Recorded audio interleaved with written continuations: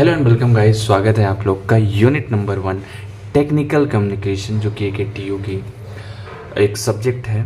और ये बहुत ही इम्पोर्टेंट सब्जेक्ट हो सकता है, क्योंकि इसको पढ़ने के बाद आपको एक आइडिया लग जाएगा कि भाई हमें करना क्या है, कि मतलब टेक्निकली कैसे कम्युनिकेट करना है। वैसे तो आप लोग जानते हो, टीचर जब क्लास में जाते हो तो मैं कम इन सर बोलते हो, फिर गुड मॉर्निंग सर बोलते हो, एंड सो। तो ये कुछ चीज़ें आपने टेक्निकल कम्युनिकेशन में अपने लाइफ में पास्ट स्कूल लाइफ से करती आई हैं, है ना।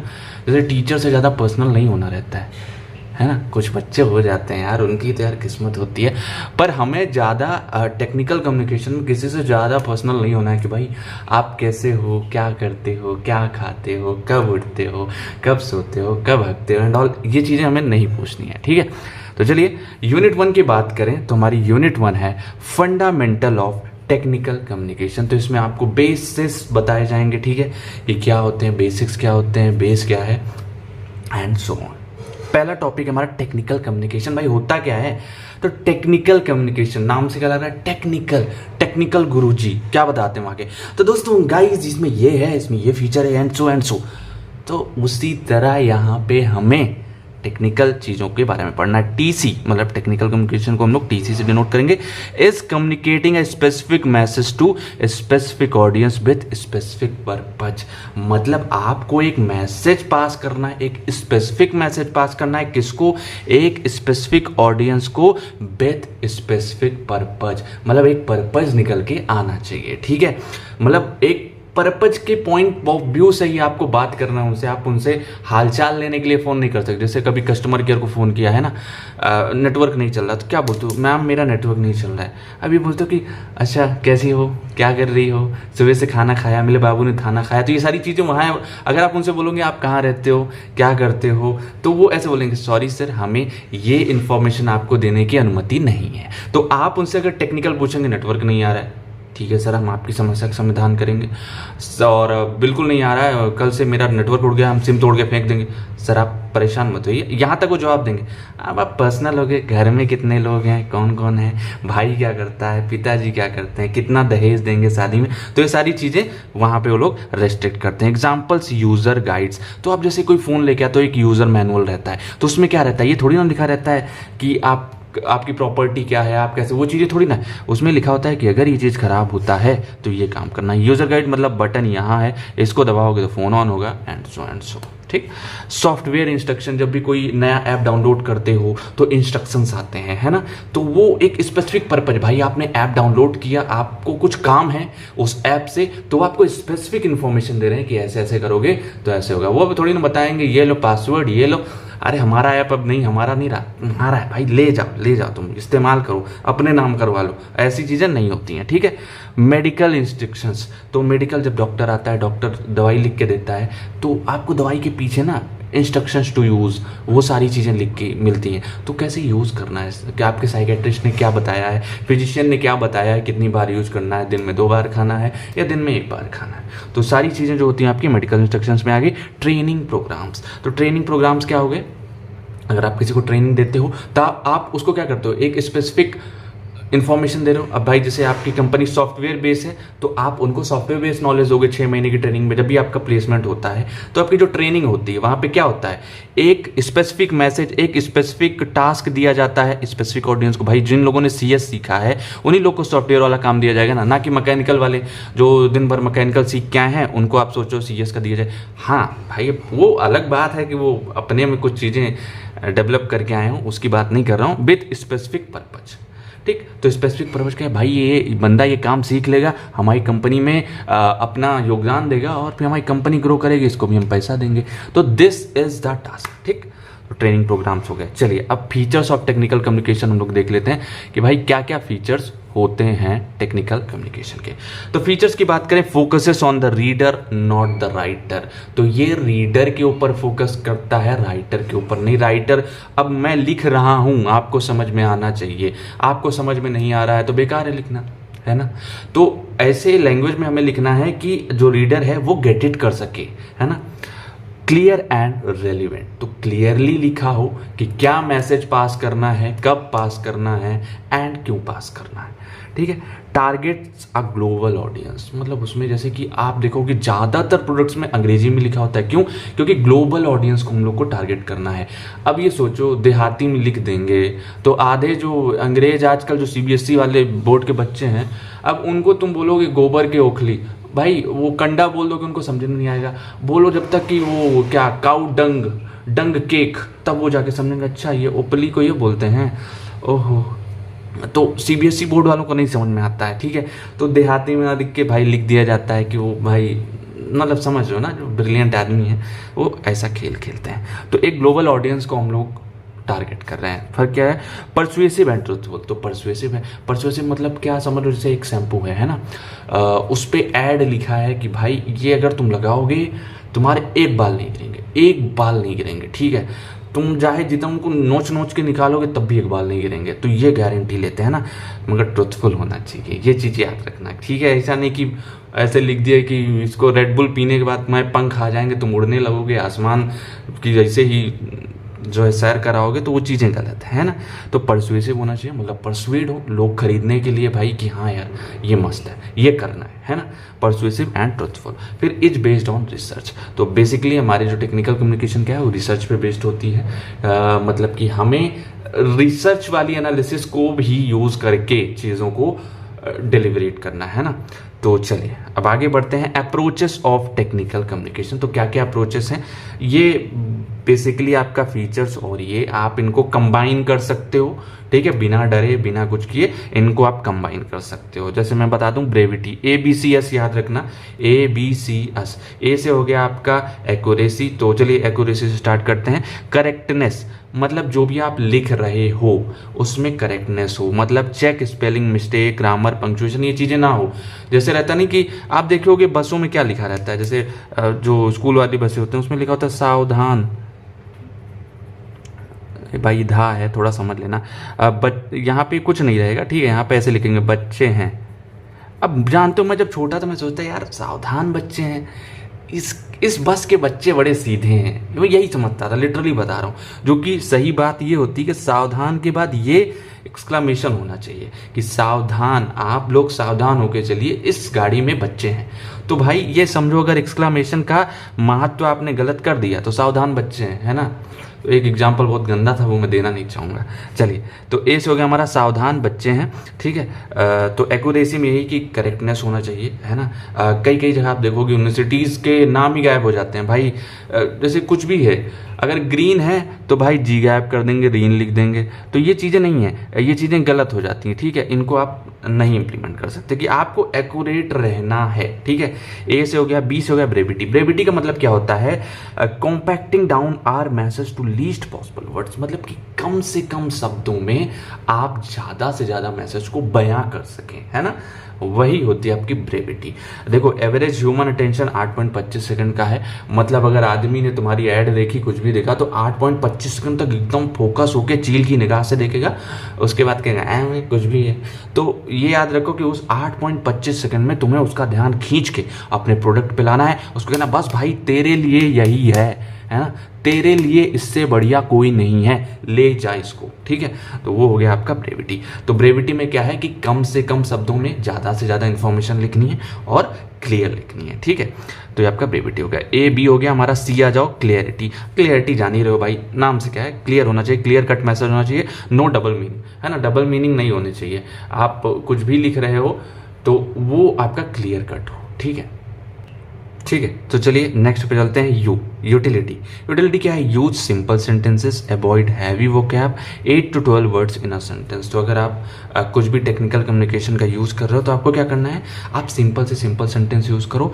अवॉइड यूजिंग हैवी वोकैब, मतलब भारी भरकम वोकैबलरी मत यूज़ करो, है ना। कि चेतन भगत की लैंग्वेज में तुम लिख रहे हो, सामने वाले को पल्ले न पड़े, हैं क्या लिख दिया यार भाई, फिर वो रिग्रेट करेगा। काश कक्षा 9, 10, 11, 12 में अंग्रेजी वाली मैम जब पढ़ाती थी और मैं पीछे बैठ के मैथ लगाता था, ना लगाया होता उस टाइम, अगर पढ़ लिया होता ना, तो आज मैं भी इसे चेतन भगत की वोकैब से लड़ सकता था, ठीक है, फेंक के मारता है उसको। तो ये चीज़ें ना हो, ठीक है, आपको सिंपल सेंटेंसेस में लिखना, नहीं तो आधे लोग को पल्ले नहीं पड़ेगा, तुम्हारी टेक्निकल कम्युनिकेशन टेक्निकल ही रह जाएगी, ठीक है। तो अवॉइड हैवी वोकैब होगा 8 to 12 words in a sentence, तो 8 से 12 शब्द हों एक सेंटेंस में, ठीक। सिंप्लिसिटी, ऐसे क्या हो गया, सिंप्लिसिटी, तो नाम से भी क्लियर, सिंपल होना चाहिए एकदम, सारा जीवन उच्च विचार, मतलब why is this text important, उसमें लिखा होना चाहिए ना कि क्यों ये टेक्स्ट इंपॉर्टेंट है। जैसे कि शैम्पू में आप, जैसे कि अब मैं आपको बताऊं, जैसे मेरे पास शैम्पू है एक सिंपल सा, देखो ये सनसिल्क का शैम्पू है, ठीक है, क्या लिखा है यहाँ, लूसियसली थिक एंड लॉन्ग, ठीक है, विथ दिस एंड दिस। तो आप यहाँ देखो इन्होंने कहा है कि ऐसे ऐसे, अब आप जब उसका ऐड देखोगे क्लिनिक प्लस का, तो कहेंगे बाल मजबूत करता है ना, इसमें थिक एंड लॉन्ग, तो इसमें बालों की डेंसिटी को मोटा कर रहे हैं। फिर कोई शैम्पू होगा कहेगा भाई इतना जो है मुलायम हो जाएगा कि तकिए की ज़रूरत नहीं पड़ेगी, शाम को ऐसे सो जाओगे। तो जो भी चीज़ है, अब मान लो जो हेड एंड शोल्डर वाला क्या होता है, डेंड्रफ की प्रॉब्लम से हटाना है, तो जो रणबीर वाला वो है ऐड हो, उसमें ये रहेगा ना कि भाई तुमको अगर डेंड्रफ की प्रॉब्लम है और किसी में लिखा है कि थिक एंड हेल्दी हेयर, तो आप अरे यार ये तो नहीं है, ये तो है मेरे पास। फिर किसी में देखा भाई साहब नो डेंड्रफ, 1 महीने में सारी डेंड्रफ गया, भाई आप बिना सोचे रख लो, ये अपने काम का है, समझे। तो क्लियर होगा तो ऑडियंस जल्दी से लेगी। फिर प्रोटीन एग्जांपल, किसी को बॉडी बनानी है ना, प्रोटीन में मतलब कोई किसी को कोई प्रोटीन चाहिए, किसी को कोई प्रोटीन चाहिए, तो उस हिसाब से आप यहाँ पे चीज़ों को एडजस्ट कर सकते हो, ठीक। तो प्रोटीन का एग्जाम्पल आपका ये हो गया। सो अब पढ़ते हैं हम अपने अगले क्वेश्चन की तरफ, जो कि ये दोनों क्वेश्चन आपके लगभग सेम है, ठीक है। तो मैंने टेक्निकल कम्युनिकेशन का पूरा सिलेबस कवर अप किया है। अगर आप ये वीडियो देखते हो तो मैं गारंटी लेता हूँ मैं कि आप इस चैप्टर में से फुल मार्क्स लेके आओ, ठीक है। अगर लिख के आए भाई, पूरे नंबर लेके आओगे, मैं आपको अच्छे से समझाऊंगा, नोट्स आपकी शॉर्ट एंड प्रिसाइज हैं, एक बार देख लिए दोबारा देखने की जरूरत नहीं पड़ेगी, ठीक है। तो difference between technical writing and general writing, technical writing क्या होती है, ऑडियंस स्पेसिफिक होती है, जनरल राइटिंग में क्या होता है, ऑडियंस जनरल होती है ना। अब एक कॉमेडी शो में जाओगे, वहाँ पे देखोगे कक्षा 10 का बच्चा है, उसके मम्मी आए हैं, उसके पापा आए हैं 60 साल के, ठीक है। फिर देखोगे उनके माली वाले अंकल आए हैं, उनकी मेड आई है, सब लोग आके बैठ के देख रहे हैं। मगर जब टेक्निकल कम्युनिकेशन की बात आ रही तो उनके पापा जो कि बिजनेस वाले मैन हैं या फिर कोई सॉफ्टवेयर इंजीनियर है, वही जा रहे हैं। अब मेड वहाँ नहीं जाएगी, है ना। मान लो एक ऑडियंस का वो है, मतलब एक सेमिनार है, ठीक है, और वहाँ पे कुछ टेक्निकल बातें हो रही हैं, तो वहाँ पे मेड नहीं जाने वाली है ना, मेड नहीं जाएगी, ना ही मम्मी जाएंगी, ना ही 10 साल का बच्चा जाएगा, 10-12 साल का बच्चा, है ना। वहाँ पे सिर्फ ये पापा जी जाएंगे जो कि टेक्निकल स्पेशलिस्ट हैं। मगर जनरल में एक कॉमेडी शो में भाई सब घुस जाते हैं, चलो चलो चलो चलो चलो मज़ा देख के आएंगे, मूवी देखने जाए, चलो चलो चलो चलो चलो, है ना। तो ये चीज़ें होती हैं। फिर पर्पज क्या है, इन्फॉर्म, इंस्ट्रक्ट, परसुएड। और टेक्निकल राइटिंग का क्या है, पहले कि आपको इन्फॉर्म करेंगे, आप इन्फॉर्म हो, ठीक है, ये हो सकता है, या फिर इंस्ट्रक्ट हो, आपको इंस्ट्रक्शन देना है कि ये काम ऐसे होना है, या फिर परसुएड, है ना, कि अगर कोई दूसरा प्रोडक्ट यूज़ कर रहा है, उससे कोई भाई ये वाला प्रोडक्ट छोड़ के तुम इस पे आओ, दैट इज परसुएशन। मतलब किसी को कह सकते हो बहकाना, है ना। परसुएड का मतलब बहकाना, पॉजिटिव भी हो सकता है, नेगेटिव भी हो सकता है, बहुत। चलिए फिर अब यहाँ पे पर्पस देख लो क्या है, इंटरटेन, भाई कॉमेडी शो में जाओगे इंटरटेन होगे, मूवी में जाओगे इंटरटेन होगे। अट्रैक्टिव, ठीक है, सॉरी, प्रोवोक मतलब होता है कि एक फीलिंग को प्रोवोक करना। भाई एक सीन दिखा दिए जिसमें मतलब इमोशनैलिटी, लड़का लड़की का ब्रेकअप हो गया है, लड़का रो रहा है और लड़की चली जा रही है, लड़का रो रहा है, उसके आंसू गिर रहे हैं, आपके अंदर फीलिंग आएगी यार जब रूपा ने मुझे छोड़ा था, कसम से ऐसी फीलिंग आई थी, आज मुझे रूपा की याद आ रही है। तो in the same way provoke, है ना, इमोशंस को प्रोवोक करना। या फिर देशभक्ति की, कि हम दुश्मन को वहाँ पे जो हमारे सैनिक है वो दुश्मन को मार रहे हैं, अपने अंदर भी आ जाता है, बस एक गन मिल जाए पूरे पाकिस्तान को साफ कर देंगे, तो ये सीन रहता है, ठीक है। एजुकेट, लोगों को एजुकेट करना, भाई बहुत सारी मूवीज़ होती हैं, बहुत सारे कॉमेडीज होते हैं, बहुत सारे सेमिनार नहीं कहते तो मोटिवेशनल स्पीच होगी, है ना, तो वहाँ पे आप देखोगे तो एजुकेट करना भी होता है। इंस्पायर, तो कई मूवीज़ दिखा करके, कई किरदार दिखा करके हम इंस्पायर भी करते हैं लोगों को।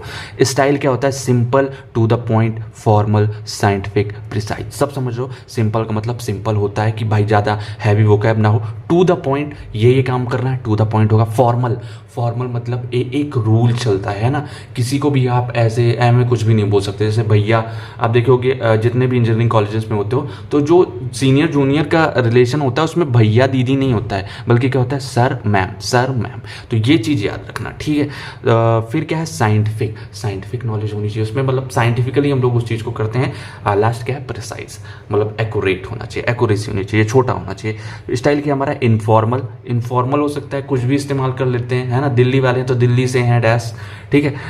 फिर क्या है हमारा? अट्रैक्टिव, अट्रैक्टिव होता है ज़्यादा ज़्यादा अट्रैक्टिव। अगर तुम राइटिंग की बात कर रहे हो तो राइटिंग में आप क्या कर रहे हो कि राइटिंग में आप ज़्यादा से ज़्यादा उस चीज़ को ऐसा अट्रैक्टिव बना सकते हो। इसमें अट्रैक्टिव बनाने के लिए नहीं होता है, ठीक है। फिर क्या हमारा? रिपीटेटिव, रिपीटेटिव क्या है? रिपीटेटिव है कि आप बार बार एक ही वर्ड को यूज कर सकते हो, वो वहाँ भी यूज कर सकते हो बट जनरली अवॉइड किया जाता है इस साइड, ठीक है। यहाँ पे आप कर सकते हो। फिर आपका फिगरेटिव, मतलब आप फिगर्स भी यूज कर सकते हो, इसमें भी कर सकते हो। इसमें आप फनी फनी फिगर्स यूज कर सकते हो, XYZ, बट इसमें आपको टेक्निकल पिक्चर्स यूज करने पड़ेंगे, ठीक है। टोन क्या है? ऑब्जेक्टिव, ऑब्जेक्टिव मतलब क्या है? Authors mood. यहाँ पे ऑथर्स का मूड क्या है उस पे रहेगा। यहाँ पे क्या है? टोन सब्जेक्टिव रहेगी, आप सब्जेक्टिव रख सकते हो, ठीक है। कुछ भी जो आप मतलब जो जनता है उसके मूड के हिसाब से चीज़ें कर सकते हो। वोकैबुलरी क्या है? स्पेशलाइज्ड होती है, मतलब एक डेफिनेट टाइप की वोकैब होती है ना। कह सकते हो कि एक जैसे कि इन लोग का एक सेट होता है कि हम इतने में से ही वोकैब यूज करेंगे। जनरल राइटिंग वालों का होता है कि हम ये भी यूज कर सकते हैं, ये तो यूज करेंगे, ये तो अपना एरिया है ही, ठीक है। तो ये सारी चीज़ें होती हैं। फिर आप देखोगे वोकैबुलरी हो गया हमारा। Organization, sequential and systematic. तो ऑर्गेनाइजेशन क्या होता है? कैसे लिखते हैं, लिखने में हम क्या करते हैं? सीक्वेंस वाइज लिखते हैं, ठीक है। और सिस्टमैटिक रहता है, मतलब एक ऑर्डर है। जैसे अगर आप देखोगे, आप कहीं भी कोई फॉर्म भर रहे हो तो पहले क्या पूछेगा? 10th का बताओ, फिर 12th का बताओ, फिर ग्रेजुएशन का बताओ, फिर ग्रेजुएशन के बाद PG का बताओ। तो ये रहेगा। जो कि यहाँ पे अगर आओगे तो यहाँ ऑर्गेनाइजेशन क्या है? आर्बिट्रेरी एंड आर्टिस्टिक, मतलब आप ऊपर नीचे भी कर सकते हो, सीक्वेंस को भी चेंज कर सकते हो। और ज़्यादा से ज़्यादा हम लोग आर्टिस्टिक वे में जाने की कोशिश करते हैं, ठीक है। Outcome of diligence, outcome of diligence क्या होता है? देखो, technical writing you can say, वो आप कोई कोर्स ले लोगे तो आप सीख जाओगे, है ना। यूट्यूब से कोई कोर्स ले लिया या किसी पर्टिकुलर ऐप से कोई कोर्स ले लिया, आप आराम से सीख जाओगे टेक्निकल राइटिंग। बट यहाँ क्या है कि आपका जो आउटकम है वो आपका नेचुरल टैलेंट होता है। जो लेखक होते हैं भाई साहब, क्या क्या शायरी लिख देते हैं। तुम मेरी होती तो मैं तुम्हारा होता, जो ये ज़मीन ना होती तो क्या क्या होता, है ना। तो ऐसे कुछ भी लिख देते हैं। भाई मैंने क्या बनाया मुझे नहीं पता, मुझे माफ़ करना। मेरी शायरी वैसे बहुत अच्छी है बट मैं यहाँ कुछ बना नहीं पाया, ठीक है। तो बाकी नेचुरल टैलेंट होता है। बाकी लार्जली इनबॉर्न, ज़्यादातर ये इनबॉर्न होता है। जैसे कोई सिंगर है या फिर कोई राइटर है, कहानी लेखक, मनोज मुंतशिर हो गए, XYZ, तो अभी तो बहुत गंदा काम किया उन्होंने, बट इट्स ओके, अच्छा लिखते हैं, ठीक है। फिर आप आ जाओ साइंटिफिक, तो ये आपका साइंटिफिक बेस्ड पे होता है। बट ये आपका होता है लिटरेरी एंड जेनरिक। तो जो हम लोग चीज़ें लिखते हैं वो बेसिकली हमारी लिटरेचर से रिलेटेड होती हैं, जेनरिक होती हैं, ठीक है। स्कोप क्या है? लिमिटेड है। स्कोप है कि भाई आप इन शब्दों का इस्तेमाल कर सकते हो और ये चीज़ कर सकते हो। बट इसमें क्या है? Widen and touches every walk of life, मतलब आपके जीवन के हर एक अंग नहीं, हर एक पल को छूने की ताकत रखता है, ठीक है। मगर ये क्या है? आपका लिमिटेड होगा। भाई ऑफिस के बाहर निकले आप, खत्म, ठीक है। अब यहाँ कोई जो सर मैम बोल रहा है, जरूरी नहीं है ऑफिस के बाहर सर मैम बोले। तुम्हारा नाम चंद्र प्रकाश है तो यहाँ बोलेंगे गुड मॉर्निंग सर, और चंद्र प्रकाश क्या हाल चाल, है ना। तो it can be there.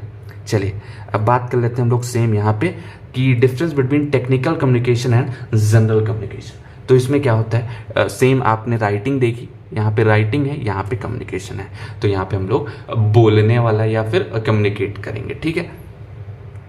Composed of some technical information, same, ठीक है, लगभग सेम है। कोई एक पढ़ लिए, कोई एक समझ लिए ना, तो राइटिंग की जगह पे चेंज है, ठीक है। और यहाँ पे है कंटेन्स जनरल मैसेज, समझ गए। Information pre defined structure and order, ठीक है। Information is informal in style and approach. अब यही समझ लो कि यहाँ पे आप अपने दोस्त से बात नहीं कर रहे हो, यहाँ पे आप इंटरव्यूअर से बात कर रहे हो जो कि आपका पहला राउंड क्लियर हुआ है, दूसरे राउंड में पीआई के लिए गए हो, तो बोलेगा good morning Avinash, what is your name. अरे उसने नाम तो बता ही दिया, मान लेते हैं कि बोला है good morning what is your name, tell me something about yourself. तो आप क्या बताओगे, अपना नाम बताओगे, क्या कहाँ रहते हो, क्या किए हो। अब ये थोड़ी ना बताओगे कि आज नाश्ते में राजमा चावल बना था जिसमें थोड़ा सा नमक ज़्यादा था। ये थोड़ी ना बताओगे कि आज नहाते टाइम मेरा साबुन फिसल के गिर गया। ये चीज़ें नहीं बताओगे, है ना। मगर वहीं दोस्त के पास आ गए, बोले और बताओ क्या चल रहा है। तुम बताओगे अरे पूछो ना, आज राजमा चावल बना था, इतना नमक ज़्यादा हो गया, खा नहीं पाए हम। और दूसरी चीज़ ना, हमारा साबुन नीचे गिर गया यार। अब फिर से हम जाएंगे वहाँ गुप्ता अंकल के यहाँ से साबुन लाने यार। सोचो कितना खर्चा हो जाता है हमारा। तो ये चीज़ें आपकी देख रहे हो कि आप दो चीज़ों को समझ रहे हो। ऑफन इन रिटन फॉर्म, तो ये आपका रिटन फॉर्म में होता है जनरली, ठीक है। ये क्या है, कन्वेड ओरली ज़्यादातर, ठीक है। वैसे exceptions are everywhere. Mostly formal, बहुत ज़्यादातर ये फॉर्मल होता है। इनफॉर्मल, है ना, हम पूछ लेते हैं भाई कैसे हो, इन अदर फॉर्म, और कैसी कट रही है। अब इंटरव्यूअर से जरूर पूछोगे और भाई कैसी कट रही है, और सर कैसी कट रही है, ये थोड़ी ना पूछोगे, है ना। तो ये चीज़ें फॉलोज अ सेट पैटर्न, तो एक सेट पैटर्न फॉलो करता है कि आप ऐसे ऐसे चीज़ें करने वाले हो। सेकेंडली क्या है, does not follow a set pattern of communication, इसका कोई सेट पैटर्न नहीं होता है। खाना के लिए अभी पूछूंगा और फिर नहाने के लिए बाद में पूछूंगा, है ना। अब खाने के लिए अभी पूछ सकता हूँ, हगने के लिए बाद में पूछ सकता हूँ, सारी चीज़ें हो सकती हैं। I am sorry. चलिए, ऑलवेज फॉर स्पेसिफिक ऑडियंस, तो ये एक स्पेसिफिक ऑडियंस के लिए होती है। Not always for specific audience, तो कभी मतलब हमेशा स्पेसिफिक ऑडियंस के लिए नहीं होती है, ठीक है। तो बस दैट्स इट, इसमें इतना ही है। और मैं आपको ऐसे पार्ट्स में वीडियोस देता रहूँगा, ठीक है। आपको टॉपिक वाइज ओवरऑल 1-2 घंटे में कवर अप हो जाएगी यूनिट, और आप 2x में देखोगे, मुझे पता है 2x नहीं तो 1.5x में, तो आपका बहुत जल्दी कवर अप हो जाएगा। और मैं गारंटी लेता हूँ, अगर आप इस पूरी यूनिट को देख रहे हो, आपके 15 में से 15 नंबर, 20 में से 20 नंबर, 100 नंबर का पेपर होता है, 20 में से 20 नंबर की गारंटी मैं लेता हूँ, ठीक है। चलिए मिलते हैं आपसे अगली वीडियो में।